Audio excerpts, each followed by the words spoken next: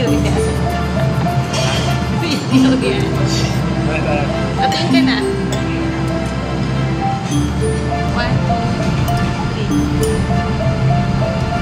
2, 3.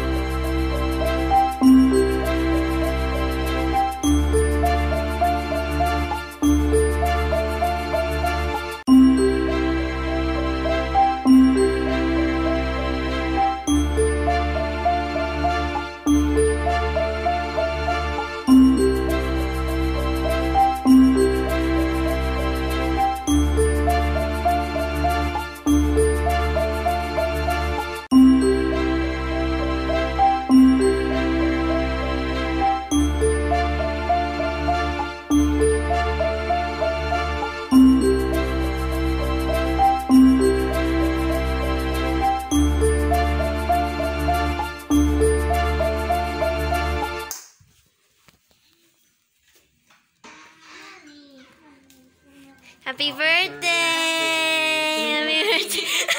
Ayan! Happy to you! Happy birthday! Happy birthday! Keep the same! Happy birthday. Happy birthday! Happy birthday, Mom. You like your cake? Thank you, Achi and Rumen. Blow. You blow. Let's eat. Oh, okay.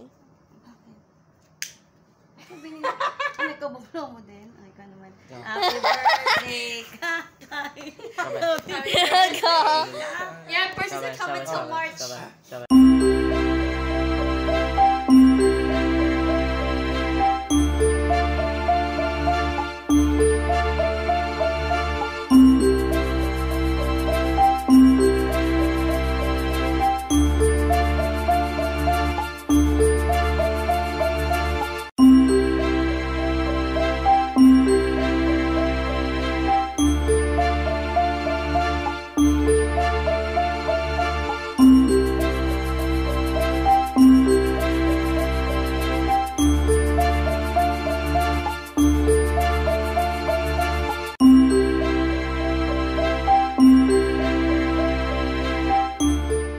Good morning guys! It's 11 a.m.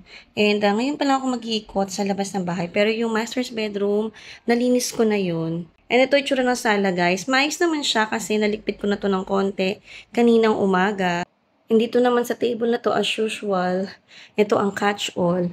And kapag nagliligpit ako na hindi ko pa nalalagay sa mga pwesto nila, yan, dyan ko nilalagay. So ito yung mga comforter, bed sheets, mga pillowcases, basta mga beddings na kailangan ko pang ilagay sa mga pwesto nila. Sa dining area, wala naman masyadong kalat. Itong mga food lang to na kaninang umaga, binreakfast sa mga bata. Plus yung mga tumbler nila, dito rin nakatambay. And yung mga grocery ko nung weekend, andito pa rin sila guys.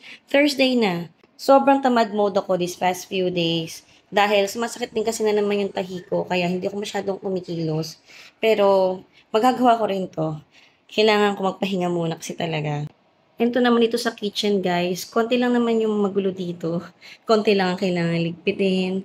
Pero, ayos pa rin sa akin yan. Siyempre, gusto ko maayos na din talaga dito. And ito lang yung mga dishes na kailangan ko ibalik sa mga pwesto nila. And ito naman yung mga kailangan kong hugasan. Ito yung ginamit ko kaninang umaga sa pagluluto ng baon nila. Pero di ko to nilinis kaagad kaninang morning. Bago yun, di ba? Usually, lilikpitin ko kaagad yan. Pero kanina hindi. Pagkahatid ko sa kanila, nagpahinga rin agad ako. And kaninang 10 a.m. lang ako bumangon. Yung dishwasher, sinalang ko din to kaninang umaga habang nagluluto ako. And tapos na to. Ayan, hintayin ko muna pala siya. Nakalimutan ko na siyang buksan. Buksan ko muna para sumingaw muna yung init niya. Di naman nga ganun ka-disaster dito sa kusina. Pero not the typical me, naiiwanan ko yan. Dapat pag umaga pa lang, bago ako magpahinga, tapos na lahat yan. Pero ngayon kasi inuuna ko talaga magpahinga muna. Dahil lately talaga, sumasakit na naman yung aking tahi. Siguro dahil nung pagpasok ng bagong taon, sobrang daming ginawa. Ayun, napersa na naman siya ng sobra-sobra. Mabilis lang naman para sa akin na gawin to. Yung mga pagbubuhat lang talaga, yun ang bawal sa akin. Nung kung nakita nyo naman, banda doon, may sinampay pa ako. Kahapon kasi, nagsalang ako ng isang load ng laundry. Pero hindi ko na tinuloy kasi nga, yung mga bata may pasok pa today and gusto kong isama yung uniform na magagamit nila today kasi hanggang today na lang yung pasok nila. Kahapon kasi natapos yung second periodical test sa mga bata. Kaya wala rin ako masyadong baon serye dahil dito sila nagda-lunch sa bahay. And hindi na ako nag-film muna ngayon, hindi ako masyadong nag-vlog actually.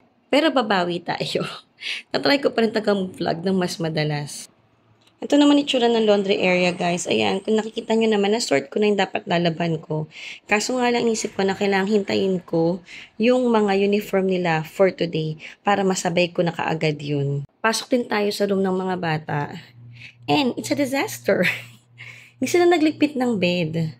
Late silang nagising kanina. Siguro nakalimutan nila na kailangan baguhin na nila yung alarm nila. Dapat ang alarm nila 5:30 kapag regular school day.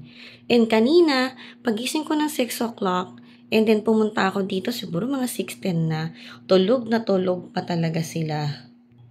Kaya naman di na sila nakapagligpit ng higaan, and sabi ko pag uwi na lang, balikan na nila. Pero actually okay lang, kasi balak ko ngayon, kukunin ko na tong mga beddings ito, yung kinakambal, and lalabhan ko na rin siya. Pati itong kay Kyle, isasalang ko na rin to today. Since di na naman nila naligpit pa, and then time na siguro, nalabhan ko rin to. Ang hirap din kasi maglaba ng mga bedding sila during weekend. Kung hihintayin ko silang magising, sobrang late nila nagigising kapag weekend. Kaya okay din na kapag weekday ko nilalabhan yung mga beddings nila. Kasi maaga silang bumabangon, and pwede kong isalang ng mas maaga. Actually, hindi na nga maaga, no? Magla-lunch time na 11 na. Pero, may enough time pa naman to para matuyo. Kung di naman to matutuyo, and then kukuha ko na lang sila ng ibang beddings na magagamit for tonight. So, ayan guys, yung mga kailangan kong gawin dito sa bahay today. And hindi ko alam kung mapifilm ko pa, papakita ko pa sa inyo na ginagawa ko. As usual, wala na akong time sigurong gawin yun. Baka pakita ko na lang sa inyo yung after. Pakita ko na ulit sa inyo yung bedroom nila kambal, guys. Ayan na itsura ngayon. Compare kanina, no? Ang laki na kaagad ng pinagbago.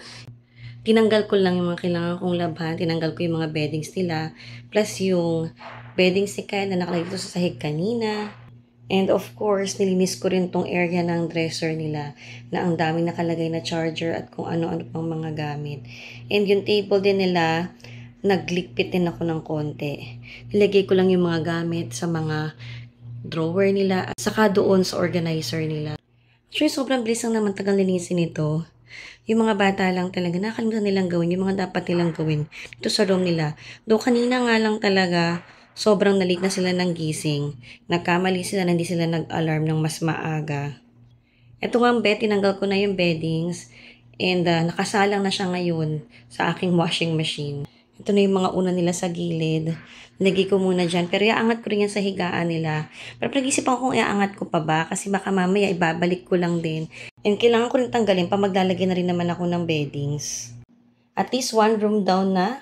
Nakapagligpit na ako nitong room nila. Kailangan na lang i-vacuum. Hayaan ko si Snow White mag-vacuum dito. And kailangan ko lang isa lang yung laundry kapag may natatapos. Pakita ko ulit yung room nila kapag nalagyan ko na rin ng beddings. Pasok na rin tayo sa master's bedroom, guys. Dahil ito lang ang tanging room maayos sa ngayon. Dahil pagising ko kanina, ito talaga yung inayos ko na. Alam niyo naman ako, pagising ko, kailangan maligpit ko na yung nasa paligid ko. And nag-fold din pala ako ng laundry. Hindi ko pa nalalagay sa mga closet ng mga bata yan. Yung sa amin ni daddy nalagay ko na sa closet kanina. Ito pa rin yung motif ng room namin. Ito pa rin yung color scheme. And parang wala pa akong planong magpalit talaga. Nung weekend, nilabang ko lang yung beddings namin and binalik ko lang ulit dito. Parang sa ngayon kasi na-enjoy ko talaga yung neutral na color scheme nito sa bedroom. Para relaxing lang kasi sobrang makulay sa labas ng kwarto. Kaya gusto ko dito naman sa loob ng bedroom, yung neutral lang yung colors. Alam nyo naman na Pasko pa rin sa aking sala at sa kitchen area. Kaya dito sa room, hindi ko na dila talaga yung mga Christmas decors dito. Di na ako nag-decorate dito. Para naman may retreat, may pahingahan sa mga colors na nakikita ko. Christmas person ako, pero talaga nakarang Christmas season, gusto ko sa room namin. Hindi ko dalhin dito muna yung mga decors. Lalagay ko lang din itong munang mga damit ng mga bata sa closet nila. And then, magpapahinga na muna siguro ulit ako ng konti. Pagbabacuumin ko din muna si Snow White habang nagpapahinga ako. Iraran ko muna siya dito sa master's bedroom. And then, after naman dito, doon naman sa room ng mga bata. Para naman habang nagpapahinga ako, may mga nababacuum pa rin na sahig ng bahay. Kilos muna ulit ako guys. And I see you all later. Good morning guys! Today is Friday and walang pasok yung mga bata. Asynchronous lang sila pag Friday pero si daddy syempre may pasok siya. Kaya siya lang ginawan ko ng baon kanina pero hindi ko na vinlog yun. Ang pinabaon ko lang sa kanya yung homemade na longganisa. And ito yung table pa rin namin and hindi ko pa natatanggal yung mga nakalagay dito. Kasi iniisip ko tatanggalin ko lang yan kapag nasama ko na tong mga to. Itong nilabhan ko kahapon. Kahapon, naka-3 loads ako ng laundry. Yung beddings ng mga bata, ula na dito, nila kambal, dahil binalik na nila kagabi. And hindi ko na napakita sa inyo na nabalik na nila yung mga beddings kasi halos patulog na rin nung binalik nila yon. And ito yung beddings na ginagamit ni Kyle, itong pink one. Kasi meron niyang ganyang color sa ilalim. Hindi naman pang babae masyado yung ilalim. And he doesn't care naman talaga kahit pink pa pagamit ko dun kay Kyle. And ayan yung beddings niya. Plus, ito yung nasa bed naman niya, nasa bedroom niya. Pero sa ngayon, ito na lang papagamit ko sa kanya. And ito tatabi ko na. So, kailangan niya na lang kunin to palagi doon sa bedroom na lang niya. Pag dilipat siya doon sa kabilang kwarto. And ayan na nga, 3 salang yung nagawa ko kahapon. And tuyo na rin to, kukunin ko na rin to. Yan na nga, ayusin ko sa ngayon. Itong blue one. Etong gray, dark blue yung ilalim niyan. Ito yung ilalim niyan, guys. Di ko pa papakita sa inyo yung room ni Kyle, no? Saka na. Yan ang ibabalik ko to sa room niya. Ito ikikip ko na. Pag na-fold ko siya, isasabay ko tong mga tong nasa gitnang to. Kasi sa kabilang bahay namin tinatago sa ngayon yan. And then ito naman ang laundry nga harapin ko. Siguro makatatlong salang ako. Yung dark colored clothes, yung light, tapos yung mga towels namin. Maglalaba rin ako today. Hayaan yung tatry kong pakita yung room ni Kyle sa inyo kahit hindi pa rin siya gawa. Pero mas maayos na siya ngayon, hindi na siya tambakan at least. Bago ko pakita sa inyo, i-reveal yung room ni Kyle, pakita ko muna ulit sa inyo. Let me remind you kung ano yung naging itsura niya before. Ito yung itsura niya nung naging tambakan na siya. Grabe talaga. Sobrang napabayaan tong room na to. Naging sampayan lang namin and tambakan ng kung ano-anong mga gamit. And then, ginawa ko lang siya na functional na room. Inayos ko lang yung mga beddings. Tinanggal ko lang yung mga gamit hindi na dapat dito. Nilagay ko na sa storage area. And nung ito pa lang, masaya na ako. Feeling ko, ang ayos na nito para sa amin. Naging maaliwalas na siya, hindi na mabigat sa pakiramdam tuwing papasok ka, na yung pa nakikita mo siya may stress ka, kasi ang daming nakatambak na gamit, ang daming kalat. Pero after noon, biglang naisip ko rin talaga na subukan ilagay yung mga gamit from room ni Kambal, kasi tinry kong ayusin na yung room ni Kambal, and then nilipat ko na yung mga gamit ni Kel dito since di naman sila nag-online class na. Since gusto na rin ni Kambal talaga na yung room nila maging kanila na, tinry ko na rin ayusin tong kabilang room para kay Kyle. And yung nakita niyong pink kanina, niloko lang namin si Kyle noon, kaya puro pink yung mga pinaglalagay ko. Pero ito, nagsimula na akong tingnan ano ba yung mga meron kaming gamit, ano yung pwede naming ilagay, and then sinamantala din namin yung year-end sale sa Mandaue Foam. Namili na kami ng gamit para sa room niya. And unti-unti, naayos na rin namin.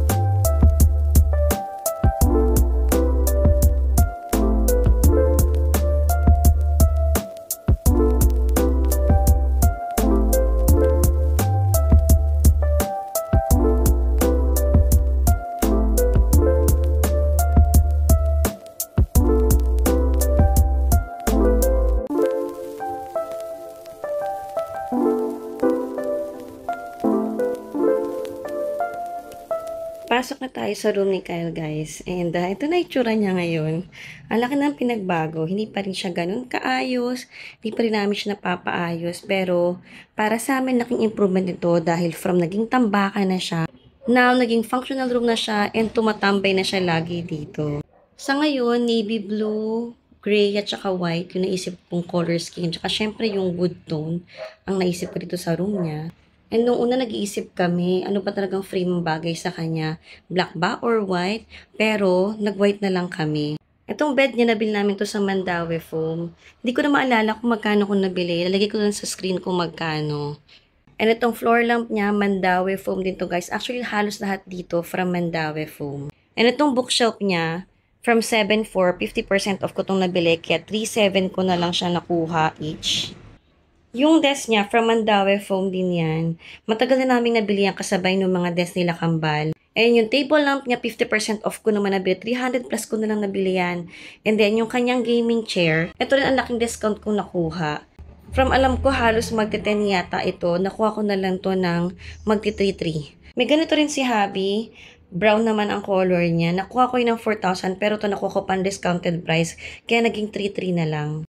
Then itong TV console na to, ito yung dating nasa playroom. Dito ko na siya nilagay sa room ni Kyle. And ito naman yung cart ng mga school supplies niya. Since wala na tong pwesto sa room nila Kambal, dito ko na lang siya nilagay dahil maraming space itong kwarto niya. Plus, siya rin yung madalas na gumamit din yan. Itong divan na sofa, dito namin nilagay sa gilid lang. Hindi ko mapapakita sa inyo yung side na sira pa talaga. Saka na lang kapag naayos na, kapag napaayos na namin yung cabinet niya. Palilibot ko kayo ulit ito sa kwarto ni Kyle. Pero sa ngayon, happy naman kami sa itsura nito. And kahit naman siya, happy na rin dito. Sana lang talaga mapagawa na rin namin to. Pasensya na guys sa ingay ha, umaga po ngayon kaya ang dami na namang sasakyan sa labas. So ayan na yung room ni Kyle. Sinisave ko talaga to na ipakita sana sa inyo kapag tapos na. Pero mukhang mahatagalan pa yun, mauurong na naman ng ilang buwan. Hopefully next time napakita ko sa inyo to, ayos na siya kasama ng gym ni Daddy. Alam niyo naman kung napanood niyo yung mga previous vlog ko, na isa to sa mga nasira ng anay.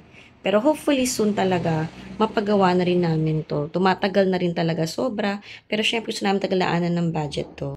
But for now, at least, functioning na yung room, ay hindi na siya tambakan lang ng kung ano-ano at sampayan na lang namin. Marami pang pwedeng i-improve yung room ni Kyle. Pero unti-unti, magagawa din namin yan. And depende na rin sa kanya yun kung ano talaga ang pangangailangan niya or yung mga function na gusto niya sa room na to. Pero so far, happy naman na siya sa itsura nito sa ngayon. So ayan guys, hopefully nagustuhan nyo rin yung itsura ng room ni Kyle. From tambakan to a functioning room. Yun naman talaga ang habol ko sa ngayon. Huwag lang siya maging tambakan. And success naman, nagawa ko pa rin naman yun. Paalis kami. Magmamall, kakain sa labas. And ito yung outfit ng dalawa. Yung aking dalawang Koreana. Si Shobe. Ayun, yung naka-gray. Turn around. And then si Achi, yung naka-brown. Yan. Magkaiba rin sila ng shoes. Yung isa naka-boots, isa naka-sneakers. Ang cute ng outfit nila.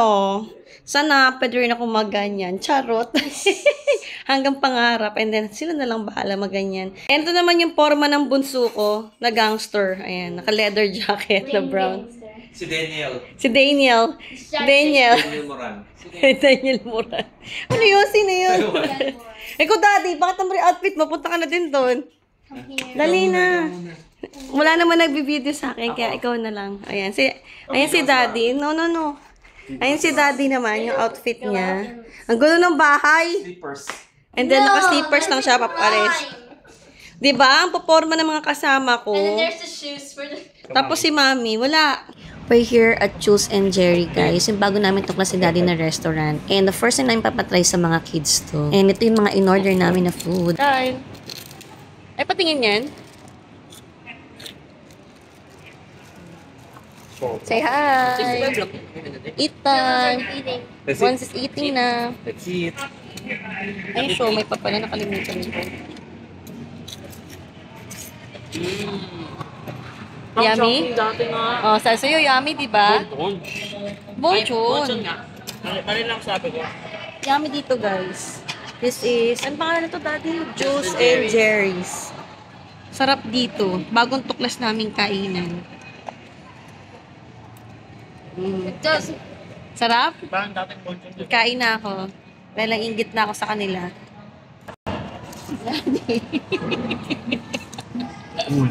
Huli ka. Kakauwi lang namin, guys. And, syempre, meron na naman pasyonistang bata na ginastos sa mga pera.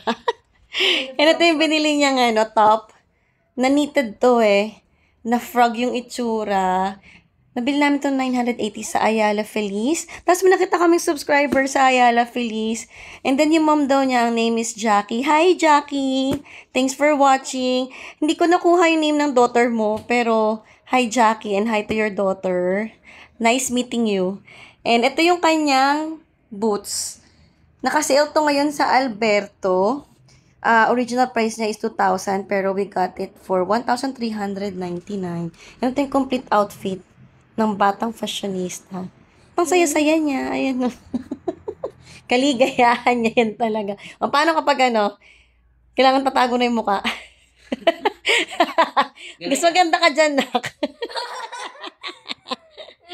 Okay. Ngayon pa siya nabili sa parang ukay-ukay lang din yon. You want to show it? The red one? yeah. Okay. And ito pa isang nabiling naman niya na sabi ko sa parang ukay-ukay lang dun, mga overrun. And this one is 250 only. Di ba ang mura-mura? Ang galing, actually ako nakahanap ito, pinakita ko sa kanya. Kaso mo arty. Payag naman siya. Turn around, show your dress. Ayan, no. So, parang siya, parang trench coat no. Pero, dress na rin siya talaga. Ang ganda, 250 lang. Si Achi may nabili ring jacket. 250 din yun. And, syempre, hindi na mahilig gano'n si Achi, mag-model-model. And, manabili rin si Achi na knitted na, what do you call that, na sweatshirt? Yeah, sweater. Meron din si Achi, hindi lang si Shoba yung meron. Ayan, ito yung outfit itong babaeng ito na maganda. Charot. Sana all. Si Kyle nakabili din. Makabili rin siya relo. Siya bumili sapatos, pero bumili siya ng relo. Okay. Do you want to show Achi's sweater? Not really. Are you gonna show it also? Ito naman yung binili namin para kay Achi. Pero si Shobe pa rin yung model. Ang cute nung nung character na nakanit dun sa kanyang sweater. And kanya, para may stripes dun sa arms nga. And turtleneck din siya. Ayan, no? And pinartner ni Shobe syempre sa kanyang skirt. And naka-boots siya. Yung boots, ang problema namin, isa na lang yung stock nila. Kaya isa lang nabili namin. Ayaw naman ni Achi yung beige. Gusto talaga niya tong off-white. Kaya bukas ay maghahanap din kami niyan sa Alberto. Kasi naka-sale nga to. Sayang din naman. And gusto talaga nila ng additional boots. Mahilig sa boots kasi yung dalawa. Ba't ba napapakahirap ako? Ganyan pala. Ayan. So, ayan yung outfit niya. Ang ganda. And then, patong mo yung anak, yung jacket ni Achi, para matalang nila yung jacket ni Achi. Yeah, the denim one. And ito naman, yung nabili ni Achi na jacket, denim jacket. 250 lang to, guys. Pero, yung button niya, kulang yung isa. Pero, meron sa likod naman kasi nga. Turn around, anak. Ayan, so may hoodie-hoodie siya. Meron siyang ganyan sa likod. Nakukunin ko na lang yung button, ta-transfer ko dun sa may harap. Ako na bahalang gumawa ng paraan para umayos na siya. Harap, anak. Ayan. Kasi si Achi tamad talaga mag-model yun. Ang ganda. Bagay dun sa mga damit nilang, shoes nilang nabili. Ay, si Achi Shobe pa lang may ganyang shoes. So, ayan. Ito nabili ni Achi at saka ni Shobe. Pareho silang may jacket and yung sweatshirt. Ang lamig sa Pinas, no? Mga outfit ng ko pang malamig. Mga Korean, We live in America where it's autumn. Sige na. Thank you for modeling. Say bye. Good morning, guys. Nalabas kami para mag-lunch and si Kyle ay inaantok pa yata sobra. And ito yung outfit ng tatlo. Yung dalawa, yung pinakita ko sa inyong outfit na minodel ni Shobe kahapon. So, ayun, nasuot na nilang dalawa. In-steam na lang namin siya. Si Achi naka-black boots. Si Shobe naka-off-white na boots. And target din namin ngayon, makabili ng boots para kay Achi. Kasi kahapon wala na nung size nila. Naubusan na. And gusto talaga ni Achi yung off-white. And ito naman yung outfit ni Kyle. And yung shoes naman niya yung minomodel niya. Yung shoes niya na inarbor niya sa daddy niya. Oh, ano yan? Ano nga yan? Di ko alam kung anong, di ko alam kung anong model eh, pero itong pinambabasketball ang daddy niya to. And since di na rin nagagamit ni daddy, ayan, pinagamit na sa kanya. So, dalawang shoes yung inarbor niya kay daddy kahapon. Tapos bibila namin siya ng shoes kahapon. Kaso sabi ng daddy niya, baka magkasya na yung mga shoes sa kanya. Ang laki ng paa niya, size 10 to. And kasya na sa kanya. So, yung outfit nila, ang cute nung kinasyobe, oh. May frog, tapos yung kay Achi, ano yan, panda? Pandang paniki. It's like a bat, but it's so Sa character din nila si Captain. Tapos yun si daddy. Psst, hi ka naman, uy. Ay naman si daddy. Hi. Sinelas ba? Ayan, alis na kami, guys. Tingin na lahat. Tingin na lahat. Picture tayo. Dali to seryoso, picture din tayo. 1, 2, 3. Isa pa. 1, 2, 3. Oh, wait lang. So, ayan. Babay na, guys. Nag-picture pa talaga kami, no? So, alis na rin kami. Ako rin naka-green lang ako na dress. Pakita ko na to noon. So, ayan lang ang suot ko. Pero kami ni Shobe naka-green. Bye-bye! See you all later. Tapos kakain kami ulit doon sa may bago naming tuklas na restaurant. Si Bon King. Ano yun? Juice and Jerry's. Pero, ang lasa nung chicken niya, tsaka yung mga fish niya, lasang bonchon. Kaya gusto namin na parang choking yung laureate. Pinakita ko sa inyo kahapon yun. So, gusto nila doon ulit kami kumain bago kami pumunta ng Trinoma or SM North. See you guys later! Say bye! Bye! Tingnan na dito, oy! Bye! Bye! Bye! Bye! Bye! Eh, nandito na kami sa kainan, guys. Ito ngayon, Juice and Jerry. Bago naming favorite na kainan. Nakilala na nga kami nung ate. Sabi daw kami rin daw yung nagtanghalian tsaka nag-dinner dito kahapon. Kasi natandaan niya kami. Plus nakita pa niya to si Kambal. So, lalo natandaan na sila. So, yung food naman ni Shobe ngayon, pansit at tsaka chicken chops. Tapos kay Achi, rice na lang siya tsaka chicken chops. And ako, fish and chicken chops. Ayoko na yung parang laureate nila. Kasi sobrang nakakabusog, no? Ang hirap ubusin. Si Daddy tsaka si Kyle. Yan, air lang kakain nila. Hintay pa nila yung food nila. Ayan, itong dalawa. Say hi! Hintay natin yung kina Daddy bago tayo kumain. Kina Daddy, iba yung order nila ngayon. Nag-try naman sila ng ibang meal. So, ayan guys. Ang sarap ng pagkain dito. Ayan yung pagkain nila. Tingnan namin yung serving ng pansit. Ang sarap ng pagkain dito. Ito naman yung sa akin. And sulit na sulit. Ang mura lang dito. Yan lang yung total bill namin, no? 906 lang. And meron pa kaming noodles na extrang in-order. Sobrang mura lang. Ayan, pakita ko sa inyo para medyo makita nyo. Post nyo na lang pag gusto nyo makita maigi yung price. And ito naman yung in-order ni Daddy. Ito yung GM Refix nila. Thank you. So, meron silang chicken poppers, rice, may fries. Tapos, merong, anong tawag dito? Crackers, no? Tapos, merong pangpaw.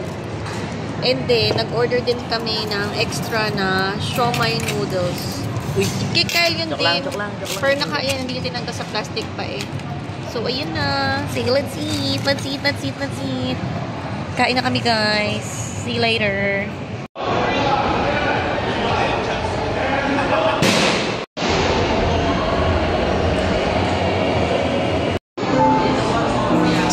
Wondering